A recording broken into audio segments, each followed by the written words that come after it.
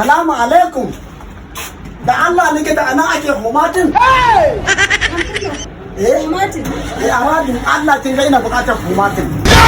Dan na fara samun matsala a radin. Homatin na menene ma kuke? Kwakwalwa ta ce take bukatar homatin saboda idan kin gani nan yanzu idan daga fari sai in gan shi a fari, in daga baki sai in gan shi a baki. Ina cikin bacci sai in ga ido na arihe.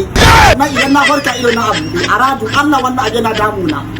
Kana bukatar homatin. A radin Allah ina bukatar homatin. To dan maso. Ina bukatar taimako a radin Allah. Wannan abu da bayan kama ga wana shiri.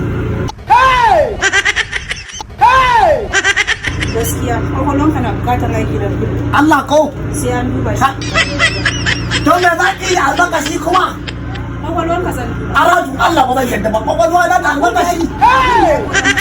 Kai ni wani ce ba ki bani maganin wa ciwon kwakwalwa ne ba ba. A ciki ne ya ku damuwan yake. To ni riga ne ko wando?